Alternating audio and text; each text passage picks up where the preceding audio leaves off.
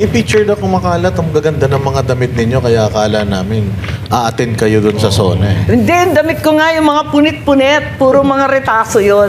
Sabi ko sa pinsan ko, kasi pinsan ko gumawa, pinatahi ko lang eh. Sabi ko, oh eto, sang katutak na retasong itim.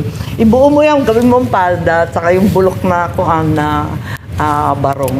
Tapos sabi niya, walang gana naman itong pinapagawa mo sa akin. Sabi ko, ganyan ang itsura ng ekonomiya natin, yan ang bansa natin, gutay-gutay, punit-punit, pira-piraso, tagpi-tagpi. Gawin mo na yan, wala na yan. At wala akong gana gumawa ng glamorosa. Wala sa mood eh. So regarding sa zona po pa rin, yung racket, may tinanong kasi, di sinagot ng diretso, sabi common sense lang eh. Pero kung kayo po tatanungin, may benefits ba tayo makukuha or gain dyan sa racket o dapat mas unahin yung ibang bagay? Siguro naman, dapat unahin muna yung bigas, yung mahiwagang 20 peso bigas, na ewan kung bakit naman yung pinangako, naloka naman ako nung pinangako yun. Good pa ako nun eh. Medyo naniniwala pa akong may pag-asa noon. Abay, nagulat ako, paano magiging 20 pesos yan? Akala ko tutulungan natin na magsasaka. Paano magiging 20 pesos eh, yung abono kataas-taas, yung crudo kataas-taas, yung ayun, yun. Pinagmalaki sa zona na yung excise tax na minadali nila sa Senate at saka sa Congress, minadali nila ang todo. Wala nang debate eh. Sabi nila, kailangan. O, nung linabas yung announcement, ang tinanggalan lang naman ng excise tax, yung kerosene at saka LPG, yung inaasam-asam na crudo at saka yung gasolina. Wala naman. Para pa kami nagpakamatay doon sa excise tax na yun.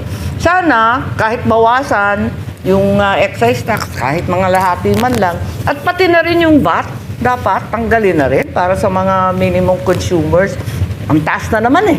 Di ba? Sabi nila, bumaba, taas. Di ko na nga sinusundan eh. Pero nagano po kayo ha? Nanood doon po kayo. Paano kayo nanood? Or saan kayo nag-monitor nung zona ng inyong ading?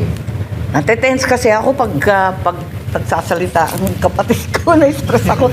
Yung ibang minority, nagtipon-tipon doon sa lugar ni Alan, Peter Cayetano. Ako sumunod na lang after. Kasi nagdadasal ako sa umpisa lagi, nanenervous ako. Tatakot ako kung anong sasabihin eh. Kasi, yun nga, kung ano-ano yung mga racket, computer sa gubat, nakakakamot ng ulo eh. Samantalang sangkahig santuka ang karamihan ng pamilya ngayon. Pero sinabi nyo kanina na naaawa kayo sa kapatid nyo dahil kung ano-ano na yung pinagsasabi niya. Sa tingin nyo may gumagawa nung mga sinasabi niya sa zona?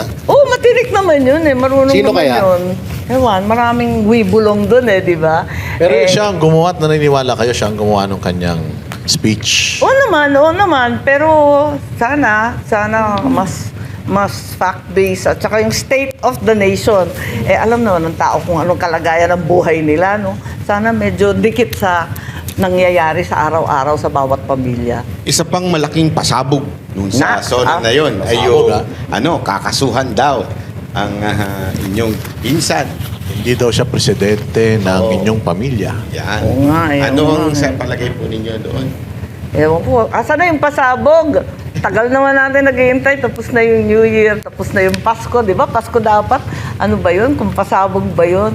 Ewan ko. Pero Kayo, tingin nyo- anong bet ninyo? Sabi, gumagawa ng charges. Nagtataka nga ako, ang bilis-bilis kapag yung senador na oposisyon ng Turing. Bakit dito? Ang tagal-tagal. Sangkatutak na yung ebidensya.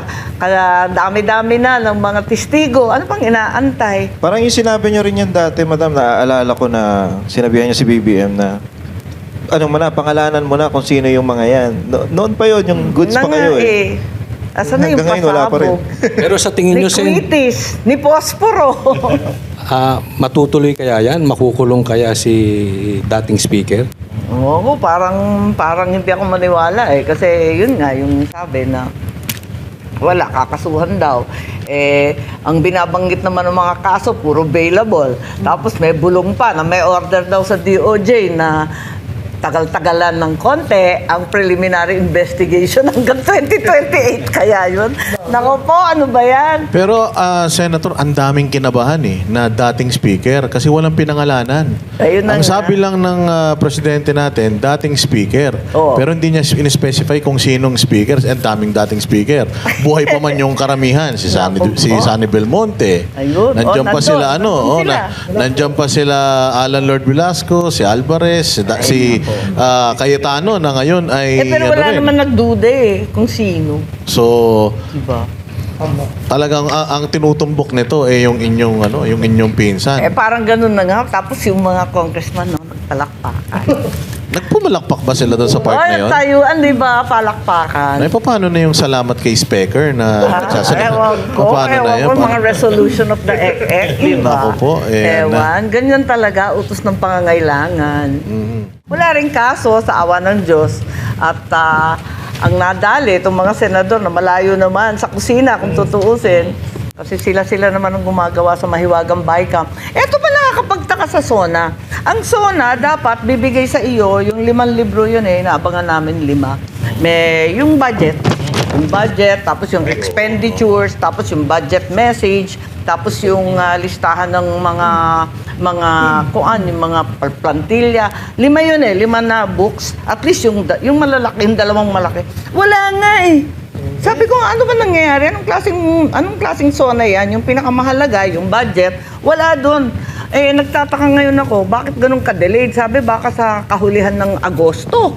3rd week daw ng Agosto, maibibigay kasi hindi pa daw na-approve ng Malacanang. Ba't tayo nag-SONA para kayong SONA? Bago mag-SONA, dapat binibigay niya. Andun na dapat kasi aaralin na kagad yun First item yun most important bill yan That's the most important law. Ano ba, pag-uusapan hindi na ibigay. Ang duda ko, walang koleksyon.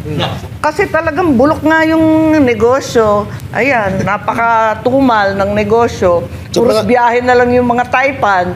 Alis ng alis, mas mura daw kaysa sa malugin ng tuluyan. Ayan.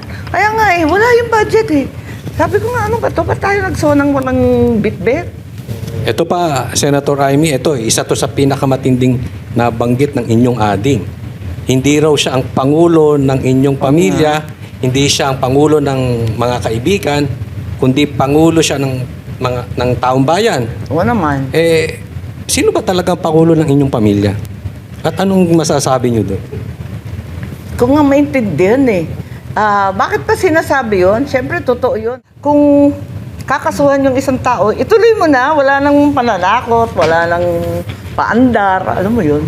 Di ba parang siya? Parang rehash lang nung statement ni President Erap noon yun. Oo. Nung walang kamag-anak, Oo, kapatid, walang pinsan, ganyan, hindi ba? Parang ganun nga Ang hirap Kasi, ang inaasahan, pag, di ba, kasi 6-year term yan.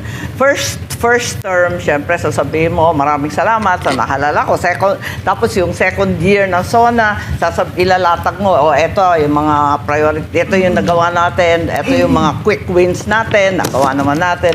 Ikatlo, ganun din, kasi mag-election, ganyan, magsasalita ka mga ganyan. Tapos yung fourth, pag yung fifth SONA mo na, kinakailangan, i-report mo na lahat ng accomplishment na nakaraan, kasi naka5 taong nga dapat mahaba na yung listahan Tapos sasabihin mo na, eto yung legacy ko, kasi next year, di ba? Next year, last na So, dapat, eto na yung mga habilin, di ba? Saka legacy. Hindi ganun kasi nga yung accomplishment, di ko nga maintindihan. Binibida yung mga tulay na naayos, pinagkabit daw yung sirang tulay, yung mga sirang kalsada na buo. Talagang magtrabaho ng public works yan. Anong nakakasindak doon? Ano dapat i-report doon? Maintenance and repair lang yun. Hindi, meron daw po kasi pang yung last SONA, doon na yung mga nakasuhan na si Romualdez. Ganon? Hindi pa nakukulong. Susunod pa uli. Nakasuhan na naman. Nakasuhan na. Reserve pala, reserve. Nakakaloka nga. O kaya nasimentohan na. Nasa mentahan na. Hindi pa Talaga, natutuyo, promise hindi pa nagagamit. Lilibing na yun Nako Para may content pa sa 6 SONA. Ewan ko. Hindi ko nga maintindihan. Nagdududa nga ako. May kota kaya sa senador? Parang ganun